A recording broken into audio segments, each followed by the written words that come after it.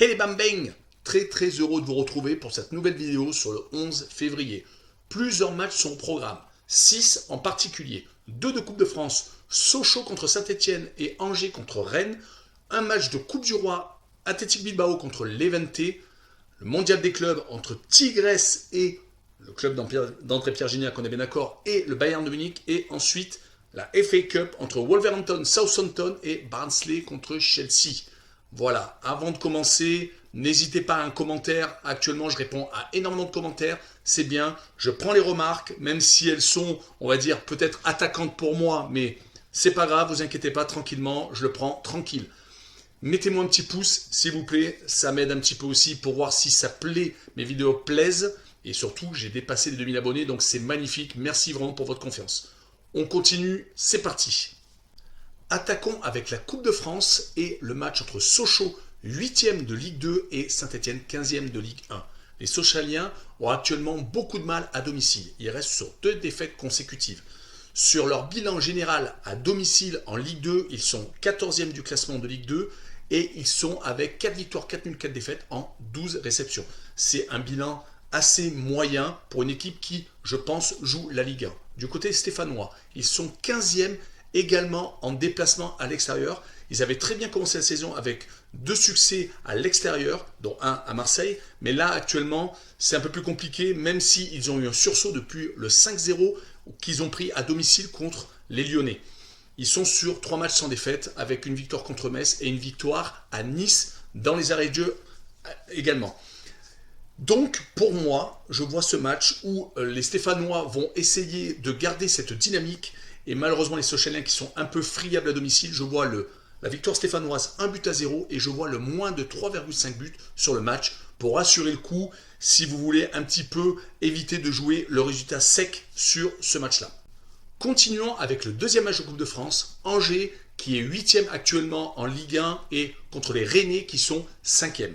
Les deux équipes soufflent un peu le chaud et le froid. Les Angevins ont eu des très bonnes périodes où ils ont battu par exemple Marseille à domicile et ils se sont imposés à l'extérieur à Lille.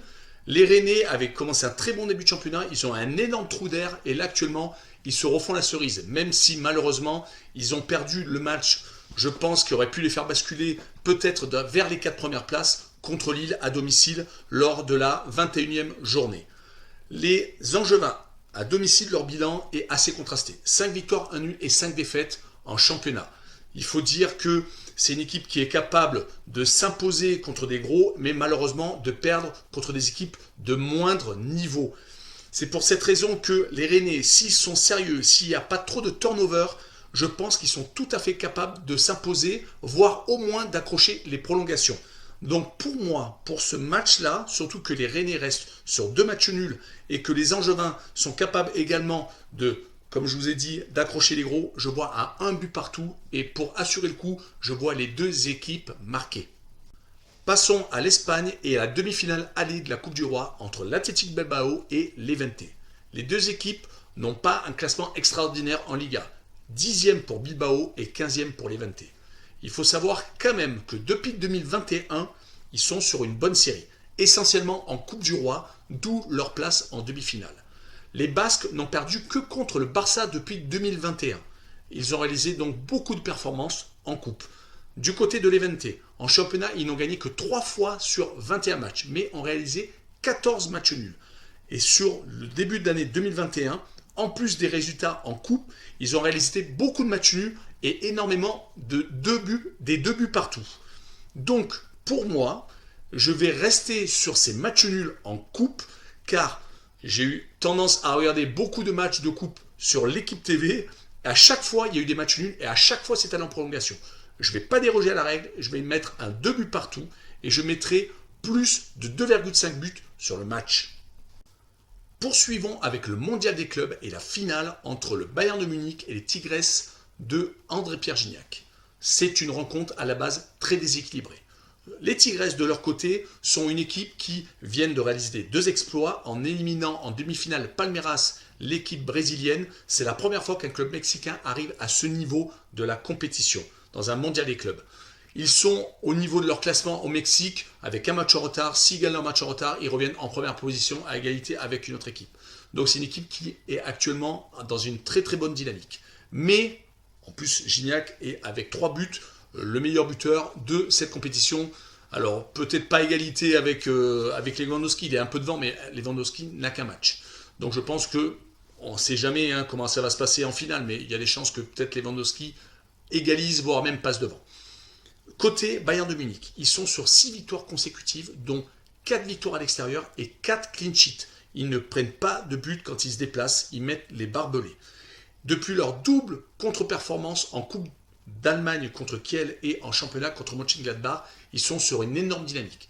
Je les vois s'imposer, pas facilement, mais avec 2 buts d'écart. Je les vois gagner 2 buts à 0 et je vois le handicap -1. Donc il faut que le Bayern de Munich gagne par 2 buts d'écart sur ce match. Finissons avec l'Angleterre et la FA Cup entre Wolverhampton et Southampton. Les deux équipes ont un classement assez moyen avec 12e pour Southampton et 14e pour Wolverhampton.